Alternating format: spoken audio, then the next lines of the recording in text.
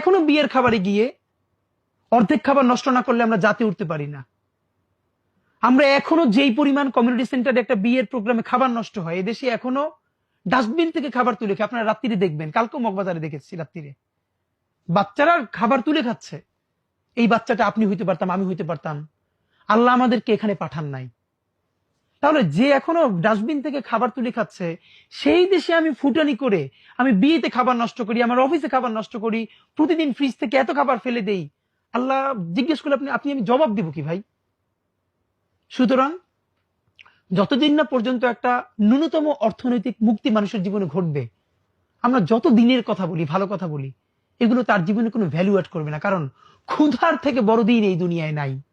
আল্লাহ রাসূল এই জন্য চরম দারিদ্র থেকে নিজে পর্যন্ত আল্লাহর কাছে পানা চেয়েছেন। চরম দারিদ্র এমন জিনিস যে মানুষের ঈমান পর্যন্ত নষ্ট হয়ে যায়। সাহাবারা পর্যন্ত কষ্ট করেছেন, আর আমরা কি মানুষ বলেন?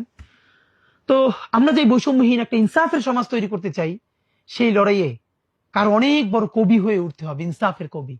কারো সাহিত্যিক, কারো ব্যবসায়ী, কারো বুদ্ধিজীবী, কারো রাজনীতিক। প্লিজ, আপনার যার যেখানে স্কিল আছে, আপনি যদি ভালো কবি হন, আপনি ইনসাফের রাষ্ট্রের জন্য একজন বড় কবি হয়ে ওঠেন।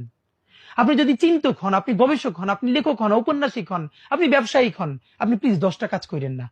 আমরা যে লড়াইটা করতেছি, আমরা কোনোটা ভালো করে করতে পারতেছি না। আমরা ছোট্ট একটা টিম, কিন্তু আমাদের অনেক কাজ। এবার যদি আপনারা কেউ অনুপ্রাণিত হয়ে কবিতাটার জন্য 10টা নজরুল দাঁড়ায় যায় আগামী 20 বছর পরে, 50 জন ব্যবসায়ী দাঁড়ায় যায় ইনসাফের পক্ষের জন্য, 50 জন রাজনীতিবিদ দাঁড়িয়ে যায়, তাহলে তো ইনশাল্লাহ এরকম এই দেশ আজীবন থাকবে না। আমরা একটা ভালো দেশ পাবোই। সেজন্য আমাদের সবাইকে এগিয়ে আসতে হবে। এটাই শুধু আপনাদের প্রতি আমাদের অনুরোধ এবং আবদার।